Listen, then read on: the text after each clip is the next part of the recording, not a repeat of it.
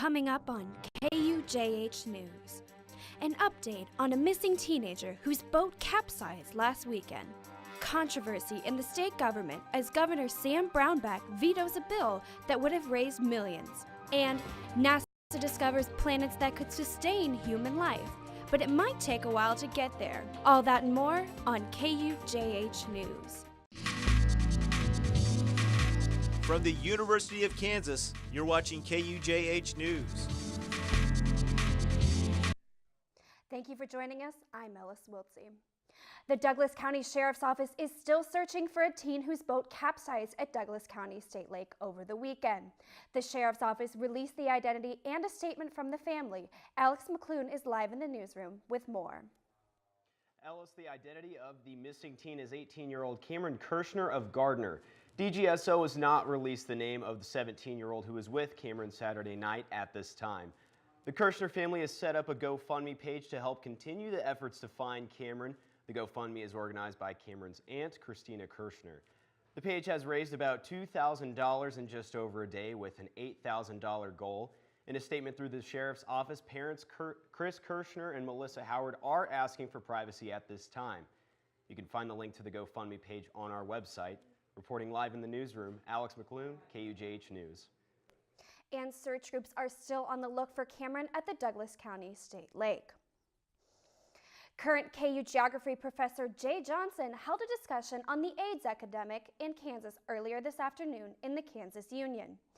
Johnson was a significant activist and supporter of HIV and AIDS prevention in Kansas during the 1980s. He discussed how the creation of the AIDS cocktail in 1995 stalled the epidemic in the U.S. But Johnson mentions this medication does have long-term effects. Johnson has concerns about providing care of those living on the medication now that there are so many survivors. An issue where we're going to have so many people with HIV, that how is that going to strain the long-term care services as people begin to age? Some of these long-term effects include increased susceptibility to cancer, kidney failure, depression, and dementia. Well, last night marked the opening of American Friends Service Committee exhibit, The Waging Peace, at the Ecumenical Campus Ministries. The exhibit displays 12 large banners entitled Waging Peace, 100 Years of Action, showing the century of work done by the AFSC in areas of race, relief, and peace. The banners go into detail on how the committee has been waging peace in America for 100 years.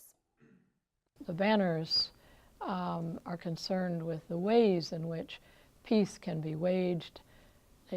Peace is waged by ending discrimination, ending poverty, ending homelessness, taking care of refugees. The exhibit will be open in the ECM building through May. To learn more about the AFSC, visit their website at www.afsc.org. Thursday's Day Without Immigrants protest hit home in Kansas City as more than 500 protesters gathered in front of City Hall. KUJH reporter Nicole Fye takes a look at one local man's experience fighting for his rights. Que estamos en contra de lo que dice el señor presidente Donald Trump. Miguel Lopez is an immigrant from Mexico. He has worked as a cook and lived in Lawrence, Kansas for 6 years. But while Lopez kept his job, over 100 others across the nation were not so lucky. ¿Te asustaste si perderías tu trabajo? La verdad, sí, pero pues yo sabía que si lo perdía iba a ser pues por una causa que estamos todos los hispanos juntos, los inmigrantes, apoyando a esta causa. According to an article in USA Today, President Trump's deportation methods seem to show a shift in focus to not only illegal immigrants with criminal records, but also those without one. For Latino immigrants, yes, there is more stigma, especially because laws have pushed the definition of crime with being an immigrant, especially of Latin American origin, and especially immigrants working in particular sectors of the economy. So when you have that confluence, more Latino immigrants are criminalized, and so that is very stigmatizing. We know criminals, we workers, Menjivar and Lopez know more laws concerning immigration are to come and that the protests are only the beginning. Nicole Fye, reporting for KUJH. President Trump said in a news conference Thursday during the protests that he intends to issue a new executive order further cracking down on immigration. Well, another day, another tax controversy in the Kansas government.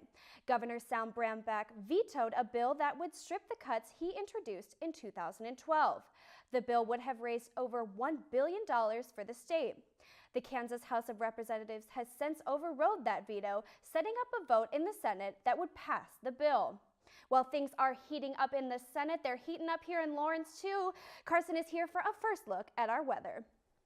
Certainly a warm day out on the hill today. A lot of t-shirts and shorts out there. Well, it is 78 out there right now. Now, I would expect that more for April or May, not in mid-October, though, here in northeast Kansas. I will have more details coming up in our extended forecast about when we could see our next chance of cold air here in Lawrence. Ellis? All right, and coming up after the break, NASA's search for life on other planets.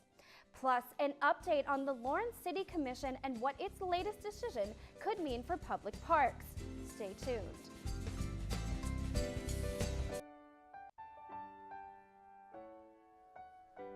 We connected so fast when we first met. I think that our relationship will last for a lifetime. Being a role model for someone, being there for someone, there's nothing I can compare it to. She has uncles up in Minnesota that treat me like I'm their own now. I feel like she's actually my big sister in a way. It's been one of the best decisions I think I've ever made. You're doing great. We're gonna try this again, okay? Okay.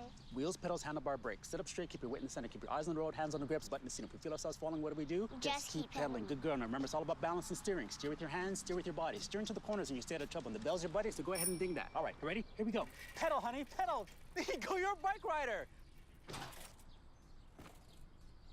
Most parenting is hard to do in just 2 minutes. But 2 minutes twice a day making sure they brush is easier, and it could help save them from a lifetime of tooth pain. So they say it's a man's world? I don't see anybody's name on it. While they were doing their thing, we slowly changed our world. Today, women can do anything men can do. And there's one thing we're even better at.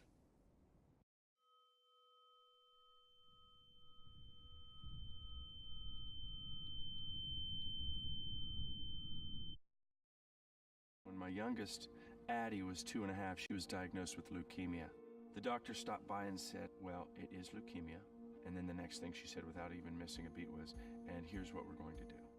We are so blessed and lucky to say that she is extremely healthy. I could not be more grateful for groups like the Leukemia and Lymphoma Society. It was that research that let that doctor say, it's leukemia, and here's what we're going to do.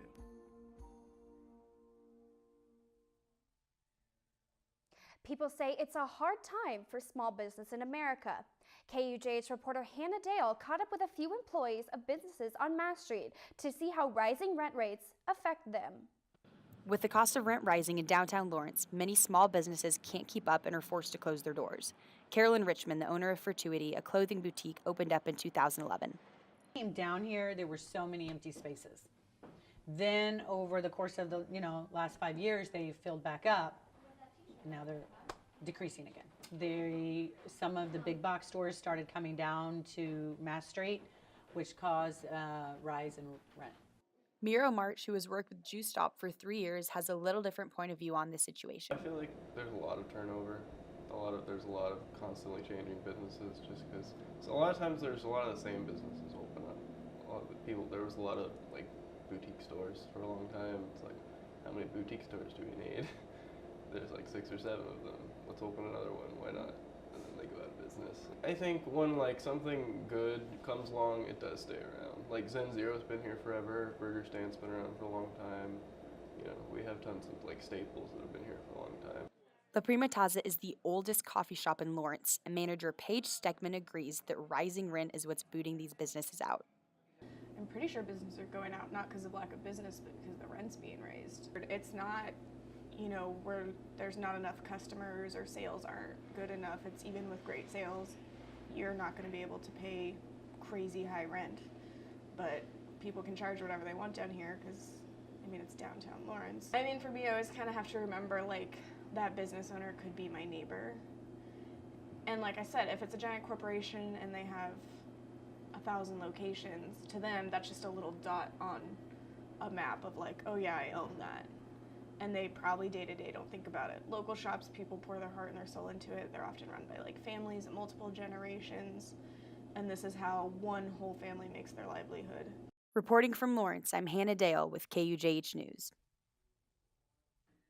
And right now we have more breaking news on the search for that 18-year-old at Douglas County State Lake. Alex McClune is in the newsroom with the latest details. Alex? Ellis, we've just received news that the Douglas County Sheriff's Office believes they have found the body of 18-year-old Cameron Kirshner at Douglas County State Lake. The report was made at about 3 o'clock. Now, again, DGSO working to confirm that is the body of the 18-year-old who went missing Saturday with a 17-year-old as their boat capsized on the water. We'll keep you updated on our website at tv.ku.edu for more. Thank you, Alex. And let's just say it, life on other planets is possible. NASA gave us our first look at the planets most likely to sustain human life during a live press conference today. NASA called it a substantial leap forward for human civilization. The 3 planets NASA identified are in the habitable zone of the dwarf star TRAPPIST-1. The planets could sustain liquid water, are close to the Earth's size, have Earth-like temperatures, and do not have hydrogen-based atmospheres. All of this means humanity may have found our next outpost, but it may take a while to get there. NASA scientists anticipate it would take 39 years when traveling at the speed of light, and if you're traveling by flight or jet, a cool 44 million years. The United States Army plans on spending $3 million to recruit 6,000 more soldiers to fill out its ranks in the 2017 fiscal year. The Army's goal is to grow to 68,500 recruits by the end of the year. However, the enrollment for the University of Kansas's ROTC program is only expected to rise minimally. We'll be roughly looking this fiscal year about 500 additional officers being commissioned through ROTC. So that's really adding additional 2 people roughly per school. Garrett Farlow, ROTC student at KU, says that enrollment may not rise exponentially. The addition of the 6,000 recruits would be most beneficial to the current ROTC members. Leadership position opportunities will expand when the new recruits leave the university. The Lawrence City Commission is finally allowing for private dollars to fund improvements to its parks and recreation facilities. Commissioners unanimously approved the Parks and Recreation sponsorship policy at a meeting on Tuesday. Commissioner Matthew Herbert says he would rather use money from private entities before demanding more money from taxpayers. The policy is for business relationships and does not pertain to donations or honorary namings. Some Parks and Recreation sponsorships are already underway. Lawrence Memorial Hospital has already sponsored a 7-year, $50,000 plan for the Sports Pavilion Lawrence. All right, well, a beautiful day for the parks outside. Hopefully a lot of Lawrence residents are out there today, and Carson is here to tell us a little bit more about the weather. Yeah, certainly, Ellis. It was a beautiful day out there, and I would definitely be out there if I wasn't doing the weather right now. It is 78 degrees out on the hill currently with a southwest wind at about 17 miles per hour. Now, that is a very high reading for this time of year. We saw our high at 78. We are currently there. Average is 47. That is actually 31 degrees above average for this time of year, and we actually shattered our old record of 73, which was set back in 1982. No precipitation out at the airport today.